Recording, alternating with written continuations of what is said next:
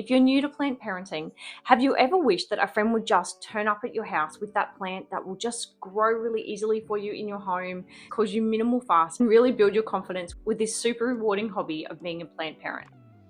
Or if you're already a plant lover like me, what was the one plant that started it all for you? What's the one plant that you would give to a friend or a family member that is just a staple? It grows really easy, it doesn't cause you a lot of trouble, and it's one of the OG plants that started it all for you.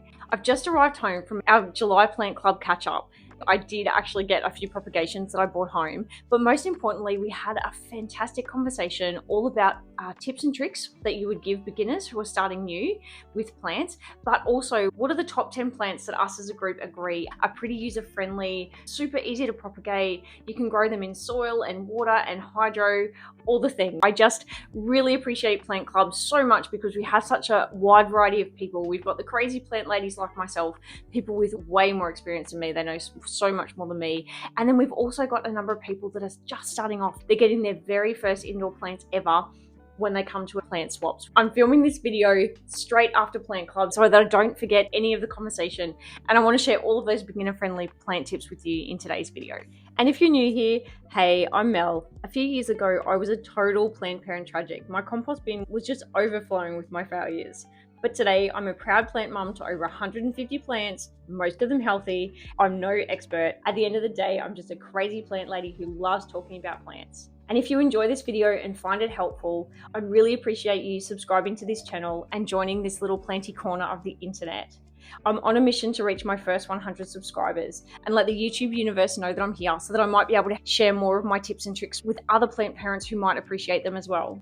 So whether you're new or returning, thank you so much for spending time with me. Grab a warm drink, get comfy, and let's nerd out over plants together. I'm so excited for today's video. So the first tip that I've got here under beginner plant care tips is understanding the lighting in your home is key. So I guess light sets the growing capacity of your plants. I mean, obviously watering and plant food is important, but I have really found over the years, and many people at Plant Club found the same, if you don't get the light right, it can really just impact the growth and the happiness of the plant. I know I'm talking about it again, thinking back again to the process of photosynthesis, absorbing the sun and using that to produce sugar for food for itself, and also using water while it's doing that. So for example, one of my very good friends is literally moving house as we speak, and she said to me, once I've moved in, can you please come around and help me set up my plants? I said, oh my goodness, can I? That is super exciting. Also one of the most fun things to do. But I said, before I do that, can you please, for a few days, can you please watch how the sun comes into your house? Luckily, the old owners, that when they went through, had some plants. So I said, well, we'll take note of where they've got their plants and what sort of plants they are. And also just at different times of the day while you're moving, have a look at where the sun's coming into your home. And then once you understand that, then we can think about where to put the plants. Because definitely, in my experience, so when I was first learning, that was the whole reason that I was drowning succulents. I kept putting my succulents in the bathroom that now have grow lights. The plants cannot grow in my bathrooms without grow lights. There just is not enough light. Yes, you can grow plants in low light. The general rule of thumb being, if you can read in a room during the day, then there's enough light for plants to survive, but maybe not necessarily thrive. So always think back to that process of photosynthesis and where the light comes into your home, and then think about the light needs of the plants. And definitely when we get to the plant list later, a lot of the plants that we've chosen, they're a lot less fussy with regards to light. There is so much I could say with regards to light and plants, and we've actually agreed with Plant Club we're going to have a whole conversation around grow lights, because definitely grow lights can feel super scary if you don't know a lot about them. I know that for me, they freaked me out for a long time. When the penny dropped for me that lighting was super important, after I killed so many plants before that, I then spent my day, my husband used to laugh that I spent my days running my plants in and out. So I worked out very quickly, there were many spots in our house that aren't bright enough to grow plants. And so I would pick those plants up probably every second day. So I was taking turns, taking them all out into a back area where that beautiful perspex is. So we've got a breakfast bar out in our back area. I'll whack a photo up here for anyone who hasn't seen it in my previous videos. And we've got beautiful perspex, and the light comes through, that filtered light comes through all day, every day, regardless of the season. Oh, that's another thing, sorry, with my friend who I'm helping set up the plants. light in your house does change. We're setting this up in winter, so you will just have to keep an eye as we transition into the warmer seasons. It will be really important for her to keep an eye on that changing light and to see if we need to move plants towards the windows or maybe pull plants back from windows. Sorry, that was a complete sidetrack, but that's something just important to keep in mind. So grow lights have just been a game changer for me. What I thought about before I got grow lights is these are the places that I'm just running plants in and out outside every day, and it just saves me so much time with plant care. I'm not having to run plants in and out so much. So basically every spot in our house where I was having to take plants outside regularly to get the right amount of light now has grow lights. But I did that slowly over time. I didn't do that all at once. So the next on the list was starting with easy care plants that suit your lifestyle. So this is where our list comes in later. And I think, and that goes with the next point too, confident grows with forgiving plants, and then so does your collection. It is so hard when you're at the nursery and there's just all these beautiful plants around and there's so many colors. And we talked about some of the diva plants. So for example, calatheas, that was a big conversation for us. So personally, I stay away from calatheas. I've had them before. They just too hard work for me in my house, and I just find there's many other plants that have those colors. So the calatheas are just a genus that I stay away from.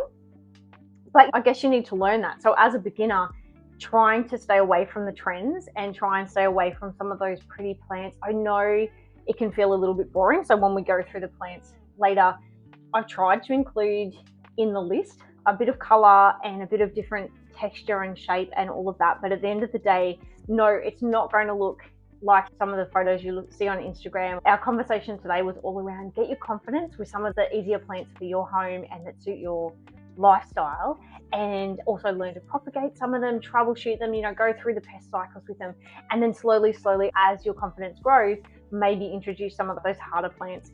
The next thing is variegated plants. Variegated plants, as a general rule of thumb, are just that little bit fussier than their all green counterparts. They've just got less chlorophyll in them. They grow that little bit slower. They're just that little bit more finicky. So if I was starting again, like completely from scratch, apart from the colors that are in these basic plants, I definitely would stay away from the pink princesses and the calatheas and just some of the more fussy plants until you get on top of it and until you grow your confidence and learn to science experiment and propagate some of the easier ones. It was a really fun conversation, actually, particularly around the calatheas. We just had so many laughs about some of the mistakes that each of us had made getting to where we are in our plant collections now. And I think it was really nice to have that open conversation, because for the people that are sitting there that are literally only getting their very first houseplants ever, it's really good to be honest that it's okay to make mistakes with plants and no one has all the answers. Another one that we talked about is soil matters. So definitely do not use garden soil. That was what I was doing when I first started. How my plants ever survived.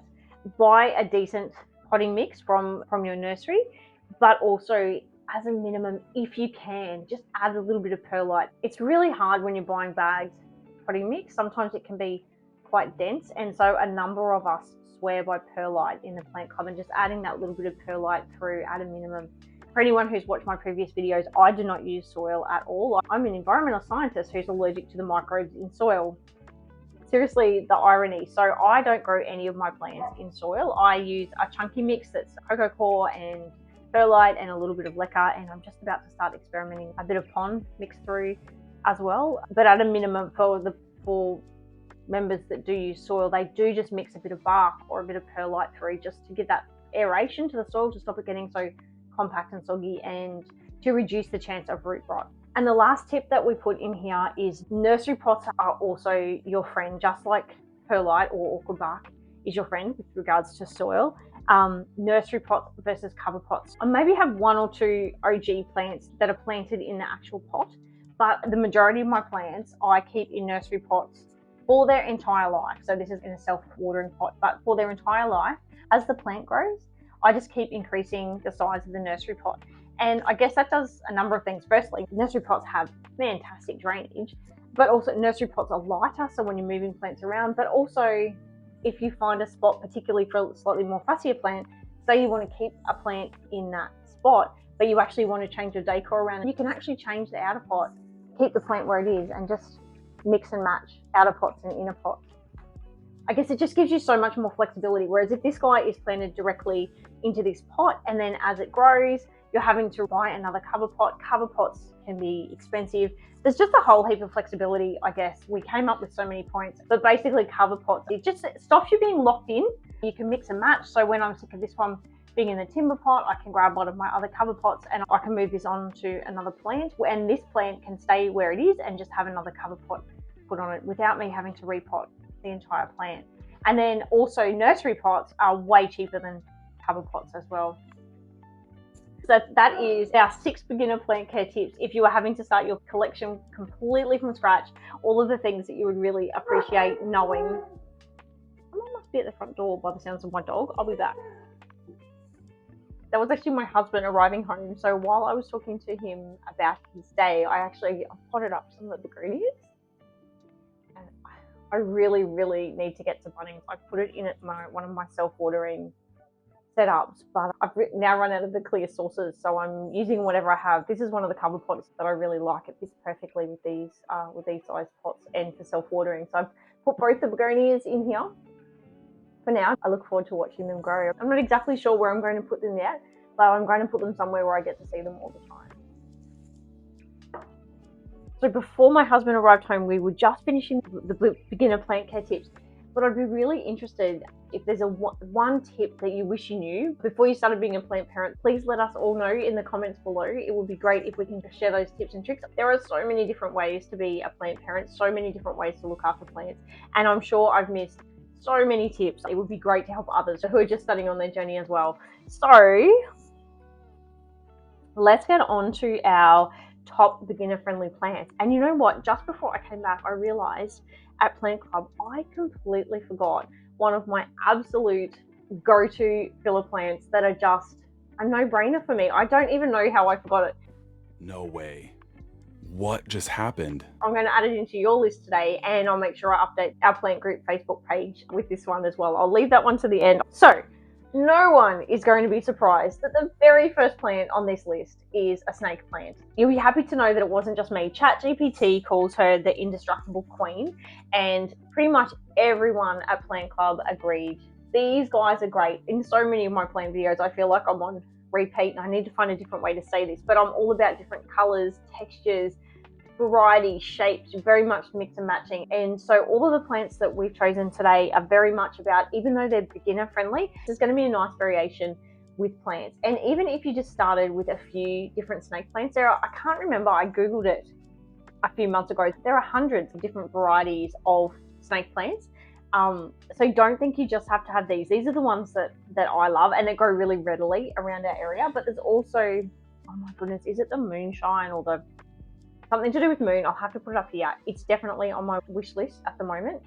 There's the whale fin that I love as well. Different sizes. So if you're looking for something in a more compact space, I use these as fillers on my shelves often. I was also trying to think about plants that grow in soil, not that I grow them in soil, but can grow easily in soil, in my chunky mix, in self-watering setups, in water, and also that are easy to propagate as well. And snake plants for me cover all of those categories. They're also very forgiving with regards to light. So you can grow them in high light situations, you can grow them in lower light situations.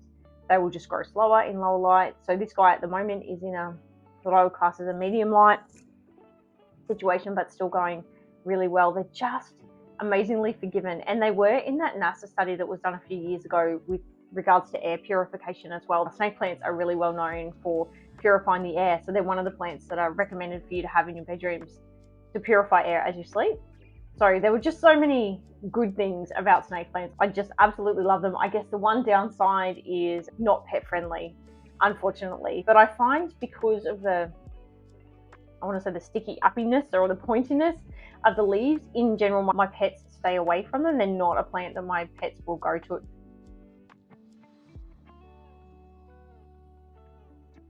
The second plant on the list was also a complete no-brainer. This is the plant that normally sits behind me when I film the videos, but I've got them all over the house. What does chat says? Low light tolerant, glossy goodness. I agree. I love the glossiness of the leaves. Water, soil, semi-hydro, chunky mix. They are just such a forgiving plant. I saw just the other day, I haven't tried it yet, and please let me know in the comments if you have. There was a video on Instagram, I think, propagating them just from the leaf. I've never tried that, but definitely they can propagate from the stem. You can propagate them from separation. I've propagated in both water and in perlite, absolutely no problem. They can live in lower light, they can live in higher light, not direct sun, obviously, but they just keep growing and growing. And in general, I feel I shouldn't say this because now I think I might have a problem, but touch wood, not really prone to pests in southeast Queensland anyway. They're just not a plant that I have lots of trouble with pests with either.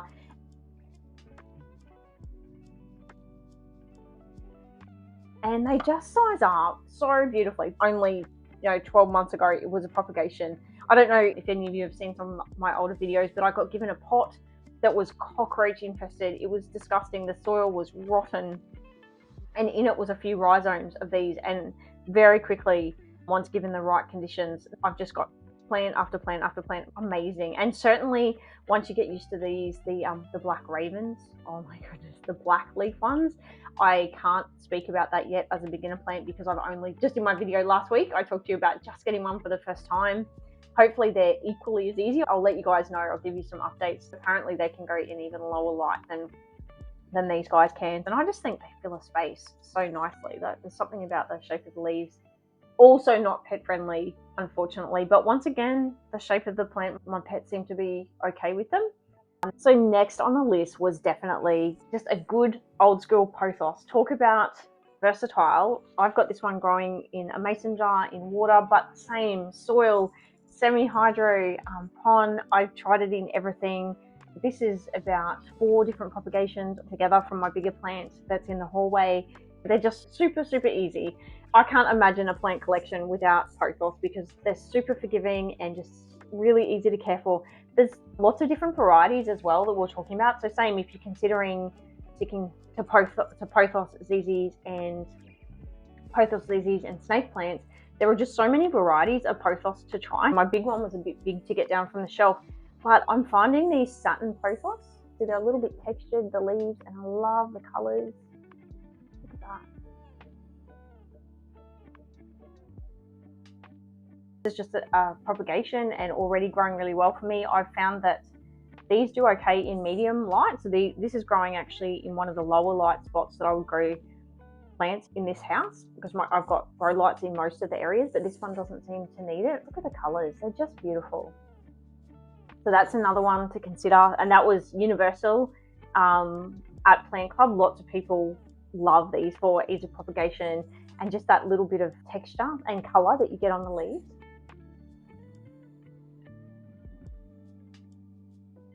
A few people suggested the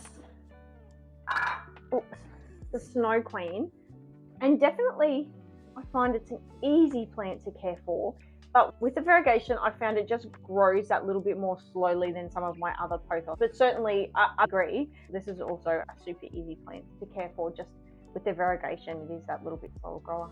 I love this. This was a cloche, but I actually really love growing the pothos in it, so I took the lid off and I really enjoy growing this in here.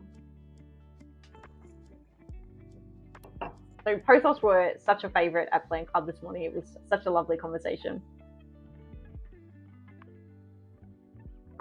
And the next one on the list, I wouldn't have actually had on the list because if you remember, this one's actually one of my newer plants. One of my planty friends introduced me to not long ago. And this was actually a universal OMG yes at Plant Club this morning as well. So if we're wanting to talk about texture and colour, but massive ease of care, Philodendron Micans. Oh my goodness. Velvety leaves, such dark green colour, dark on the back. Can you see those? Super, super easy to propagate. I've already got 2 propagations going of this. It's winter here at the moment. The plant is already, has new shoots on it. It's in a medium light area, so it's on one of my recycled ladders. It's still in soil. I haven't needed to convert it yet over to my chunky mix. I can't say enough about this plant. It was a universal consensus across Plant Club this morning. So none of you are going to be surprised, just like with the snake plant, that spider plants are also on my list. The snake plant and the spider plant are the plants that started it all for me. I have them growing everywhere around the house. The same as the others, soil, water, semi-hydro, chunky mix. It grows so easily. It throws babies like crazy. I feel like I sneeze and it's propagating for me. I think this is a really important time to talk about.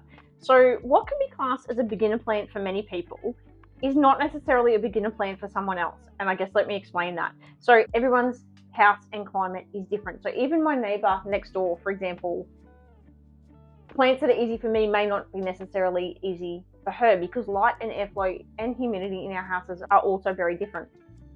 So I've told this story so many times before, and I apologize for anyone who's already heard it, but the Raffi behind me, if you read online and if you talk to other people, they are such an easy, so-called easy plant to look after. That plant is easy now that I found its happy place, but for a very long time, I almost lost it. 2 years ago, it was down to about 2 leaves and they were going yellow, and I thought, I've lost this plant. And same, when I say to people that this is one of my staples, that spider plants are one of my staples, a lot of people are shocked and say, I can't grow them. What are you doing? Like, what do you do that's so easy? And so likewise, in my house, spider plants are super easy. I must have moved the other big one out of here. So the trick that I've found with these guys is water. They are thirsty. The bigger they get, the thirstier they get. So growing them in water is fantastic because you can watch the water drop. These are not a plant. Even if I put a cover pot on one of these plants, I need to be able to see it. They are a plant that, as I said, even in winter, if they're under grow lights, I'm topping this up twice a week. They just love water. So definitely water and light. So not direct light. My parents' spider plant that's now in, it'll be about a 50 centimeter pot, was down to, it was so much smaller than this, and its leaves were brown. I thought I was going to lose it, and that was right at the start of my plant parent journey. And the reason that it was doing that is, firstly, I was underwatering it. I had it on a TV cabinet and it was getting afternoon western sun. I hadn't really grown indoor plants before. I was more of a gardener, so I thought, well, plants need sun. Why is this plant not happy? And as soon as I moved it from that spot to a spot where it was getting bright indirect light, not direct light, I've now got a plant in a 50, maybe even a 60 centimeter pot.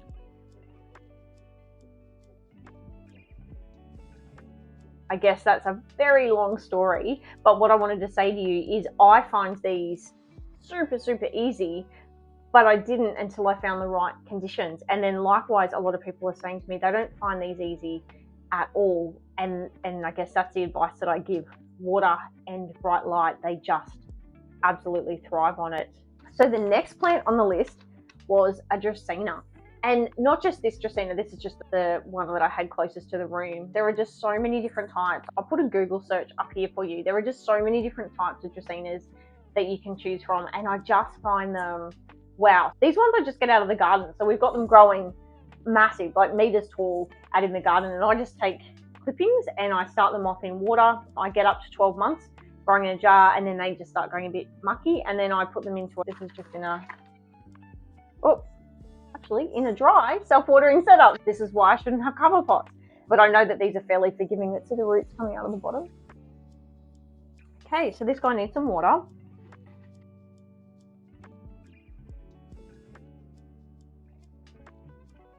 For all of the other reasons that I've mentioned for the other plants, I love these guys. And the thing about Dracaenas is there's so many different leaf structures and colors. These ones have a little bit of pink on them depending on how much light they're getting. And the other thing is, just keeps getting in my face, the other thing is they're just instant height or a feature plant for very little care. I can't speak more highly of Dracaenas. I've got so many of them. My happy plant, actually, it's too big to bring inside anymore, but I'll make sure I put a picture up when I do the search of the, I shouldn't say all Dracaenas, but there are just such a variety. It's worth having some trial and error with. Every Dracaena that I've tried has just been easy inside. The trick to these guys, same, water and light. Hence why it's in a self-watering setup. Can't believe I forgot to water that this week.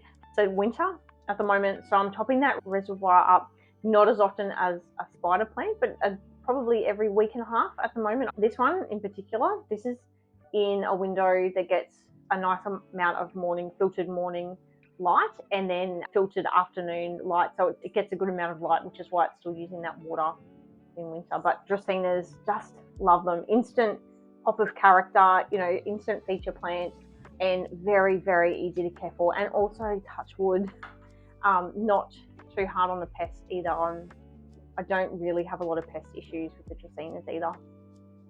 I just realized I didn't bring the next plant in for you, so I'll put a picture up here for you.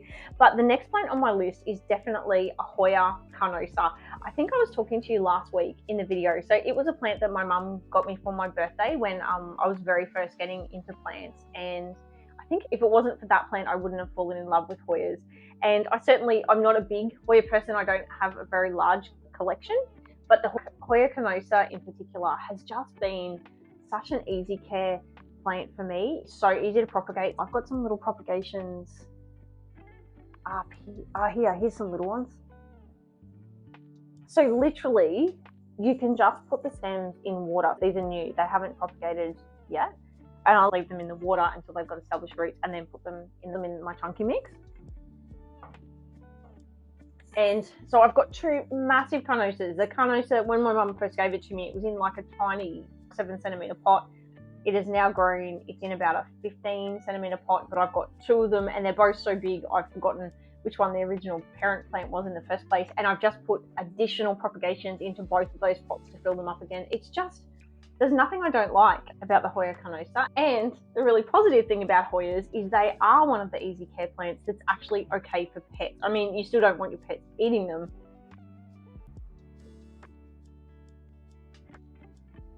I'm really excited. I just watched another YouTube video this morning. This is a complete sidetrack. The planty YouTuber was talking about her very favorite Hoya and just giving it to a friend who wasn't into Hoyas and seeing if she could look after it.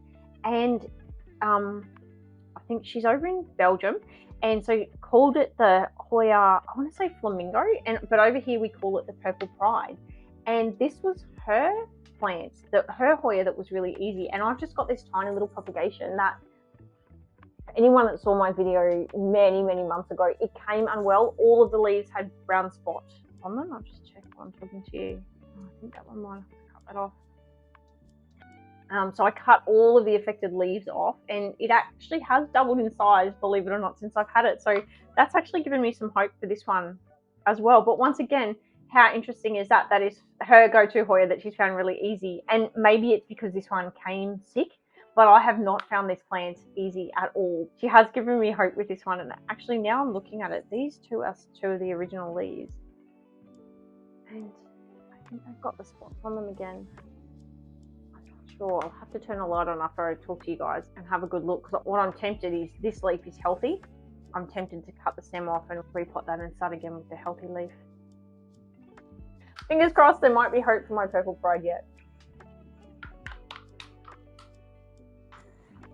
The next two were actually added by Plant Club, and I guess they were a little bit controversial. There was a bit of a conversation. My OG Monstera is so big now, it's outside on the patio, but most people at Plant Club today said absolutely, such an easy care plant, absolutely love it.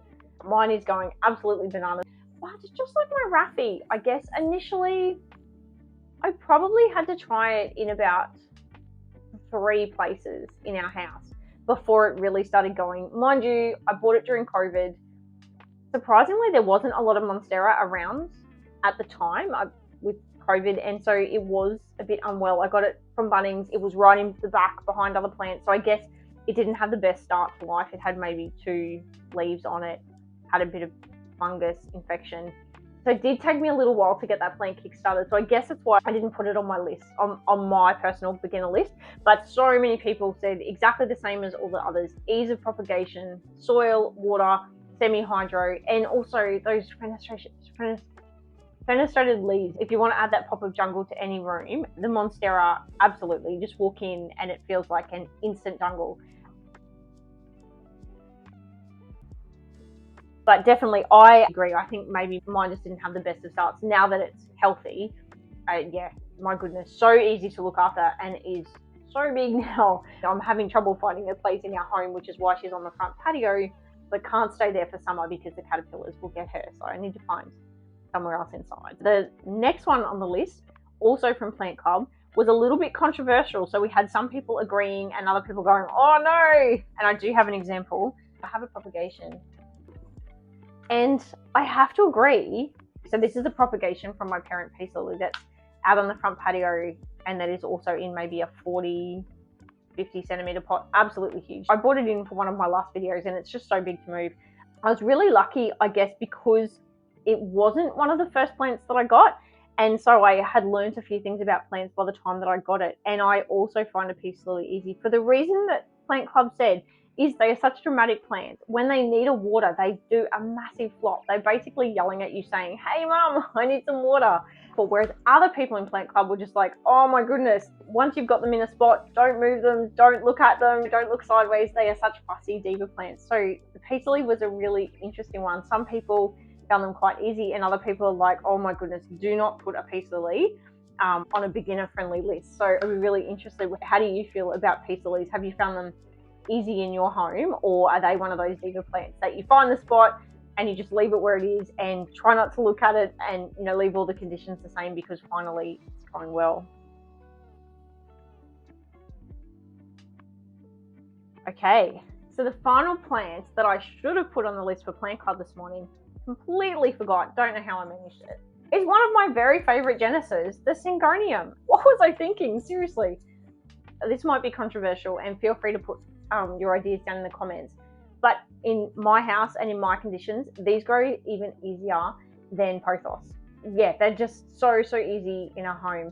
So I guess if I was saying for beginners, I would say sticking with the Syngoniums, the green, the minimal variegation. So these ones, they've just got a little bit, there's so many leaves there. I'm trying to get one up to the camera. So they've just got a little bit of variegation, so you can still have a little bit of color. I have a lot of Syngoniums now because it is one of my favorite Genesis. Particularly, I love growing them in water. Oh my goodness, they grow so beautifully in water, but also this one's in a self-watering pot, equally goes well, also goes well in soil. You can vine them, you can climb them up a trellis. They're just fantastic. Propagation, oh my goodness, even in winter, they just propagate like crazy for me.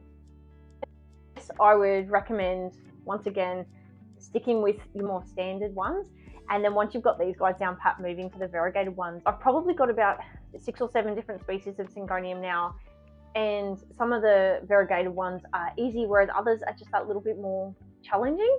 I might do a video, actually. I was just thinking that might be a good video, showing you all my different Syngoniums and going through which ones I've found easier and which ones I've found harder to look after. But definitely, if I was starting my collection again, this hands down would be one of the plants that I put in it, because it is a really quick filler plant. So if you're wanting to fill a place up and you don't have a plant in it, you can just propagate one after the other from these Syngoniums.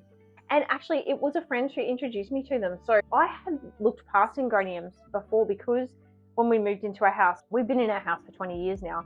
And so this type of Syngonium, the slightly variegated green, grows in a garden underneath the macadamia nut tree. So it gets just beautiful filtered morning light, and then for the rest of the day it's in the shade. It looks so pretty, you know, growing out the macadamia nut tree, but I just always thought of it as a bit of a garden plant. And then one of my very lovely planty friends, when I went over to visit her house, oh my goodness, one day actually I might ask if we can do a bit of a tour of her house. Her house is amazing with plants. She had so many different varieties of Syngoniums, and fell in love with them once I realized that they were an indoor plant, and realized all the varieties that you can get, and also how easy they are to grow. Wow. So here in my house in southeast Queensland, a plant that grows like an absolute weed indoors in most conditions are definitely just a good old school Syngonium. Just love them. How did I forget to put this on the list for Plant Club this morning? I have no idea. I'll definitely need to update that Facebook post. I've probably completely missed 2 or 3 plants that should be on that list, but that feels like a really nice introduction to the sorts of plants that I would consider if I was starting my collection again. And I do those few tips, keeping in mind that everyone's house is different, and it's really important to understand the lighting conditions in your home when you're thinking about where to put plants. Please let me know in the comments below what plant started you on your plant parent journey that made you fall in love with plants. It's going to be really interesting watching this back to edit, because I've literally started filming this after I came back from Plant Club. I am probably talking really fast. ADHD brain is just like in overload at the moment from talking about plants all day. But as usual, I hope you've got some useful information, some planty tips and tricks. I hope you've enjoyed the video. I really appreciate you being here and spending your time with me. And as always, until my next video, take care. And remember guys, you've totally got this.